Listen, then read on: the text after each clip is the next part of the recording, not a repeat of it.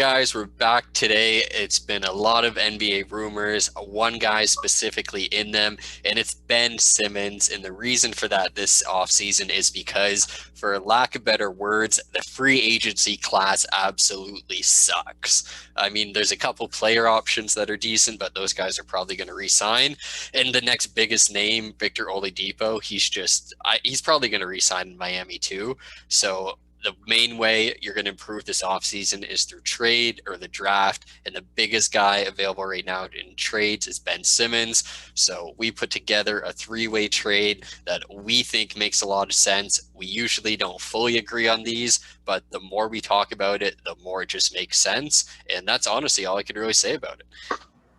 Yeah, whenever I sent it to you as a proposal, we still had to figure out if there was going to be picks involved. But the first idea was, okay, I can see it, but some certain team fans are probably gonna be a little pissed off at this. The more you break it down, the more you see that it could benefit each team. So what we see in front of you right here, we have Cleveland Cavaliers receiving Ben Simmons. He's the prize here. He's the number one possession out of this whole trade.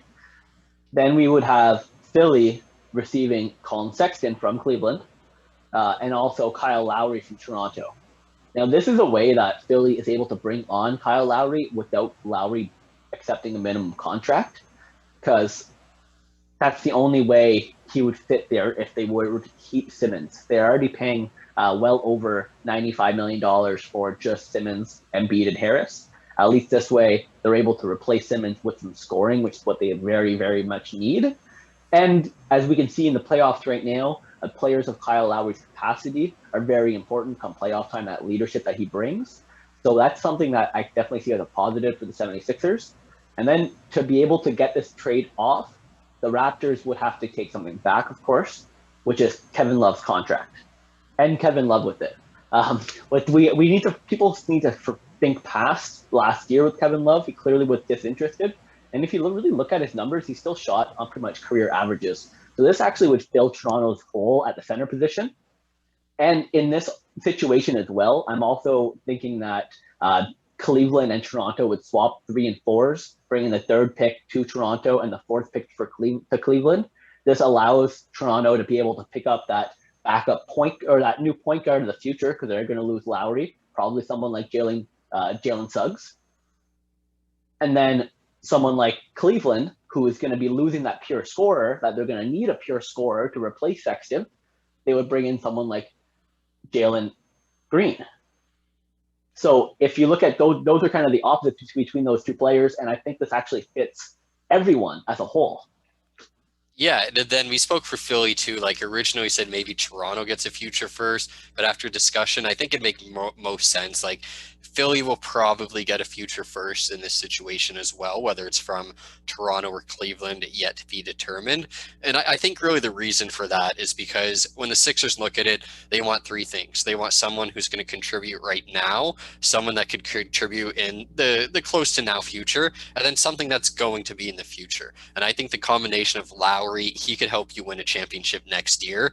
Sexton, he's a good short to long-term option for them in multiple ways. And then whatever draft pick they get, like any first round pick always has its value. And in today's NBA, even a second round pick has its value.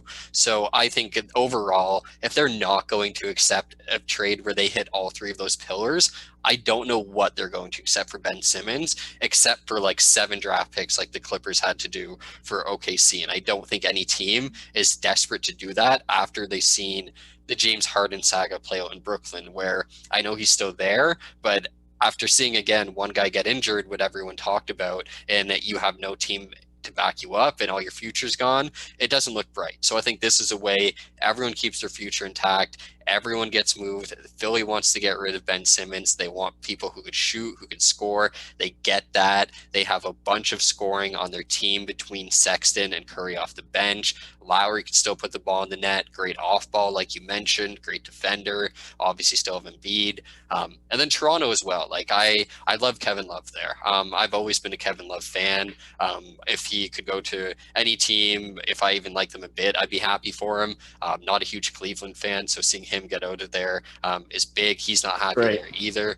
And really, like, he reminds me of Marc Gasol in Toronto. Like, that's a big thing for me. I know Gasol is obviously a bit better of a passer, but like at the end of the day, he could sit at the top of the 3-point line. He could help facilitate the offense, and he could hit the three at a 37 to 40% ratio, which is what the Raptors lacked a lot last year, and they lacked rebounding a lot last year too, which Kevin which Love he is can do. great at. Exactly, like you said too. You put him at center at this point in his career, slow it down a bit. I think he'd have a great year, honestly.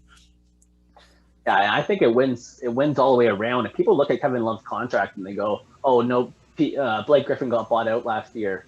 Yeah, Blake Griffin is getting paid 40 million plus. Kevin Love is going to get paid 30 million next year and 28 the year after. He's in a rare situation where his contract actually declined near the end of his contract, as opposed to keep going upwards, like we're seeing with the max contracts or like the Blake Griffins of the world. So it's actually not that bad of a contract when you think about it. And then, sure, they're going to be over the cap this year or next year, but they still have such a great team around them. I'm just picturing Toronto's lineup with whoever they're drafting in the guard position: Fred VanVleet, OG, Pascal, Kevin Love. And then off your bench, you still have Gary Trent Jr., Boucher, Flynn. I would love for them to keep Ken Burch as well. That's a good, well-rounded team that can really compete next year. And they don't lose they get to keep something for losing Kyle Lowry. Because if they go the free agent route, there's really nobody out there that fits what they need.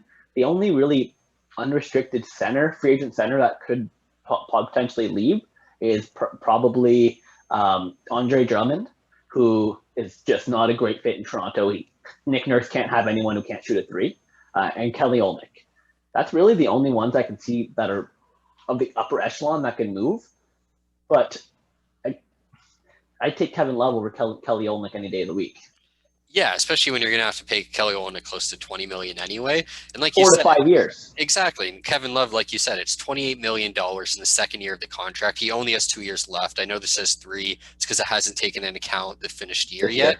Exactly. So $28 million for a 33-year-old Kevin Love on the last deal of his contract. There's nothing bad here. You're not locked into a long-term money thing. Kevin Love, at the end of the day, has championship experience. The team is still relatively young, takes the pressure off a lot of guys who struggle under pressure there too. And I think if they make this move, there would be a lot less talk about them moving Pascal Siakam too, because they'd be more comfortable that they'd be in a place to actually contend next year. And a lot of the talk about trading Siakam right now is let's get some assets for him and let's compete in 2 to 3 years again. Yeah, this is definitely a compete right now move, which if you're looking at the age of what their players are, this makes a lot of sense. Sure, they have Gary Trent Jr. and OG that are younger. Fred VanVleet's a little bit younger, but these are guys that are entering their prime right now. And if you can surround them with these elite veteran players, it's ideal for every party around. And again, if Kyle Lowry wants to re-sign in Toronto and they want to run it back and they find a way to be able to draft Mobley, it is what it is. But in this situation, Kyle Lowry goes to Philly, a team that he's been wanting supposedly to go to. We know he played university ball there. He had strong ties to the city. But in this situation, everyone kind of wins. And the team that probably wins the most here is the Cleveland Cavaliers, which is why they likely still give another future first-round pick. Because they were 2 years ago, people were demanding them to, you want to save Kevin Love's career, trade him. Yeah, well, they couldn't get any assets for him at all, which is why they kept him for this long. And they thought he would be a veteran presence. Clearly, that hasn't really worked out for them last year. So at this point, he had very little value. And Colin Sexton, they're talking about trading him because in this draft, they're going to pick up somebody that's essentially going to replace him. So it's not going to work out. And next year, you're going to have to pay Colin Sexton $30 million or $25 million, whatever it's going to take. So in this situation, Cleveland definitely is the winner. But I still think that Philadelphia ends up ahead, and that in the long run, Toronto will end up ahead as well. And they could still run it back to compete this year too. Yeah, I agree. Cleveland's the winner. I love the lineup of Simmons, Okoro, or Green, Okoro, whoever at power forward in Garland. Exactly. Like, it's a great lineup, both offensively and defensively.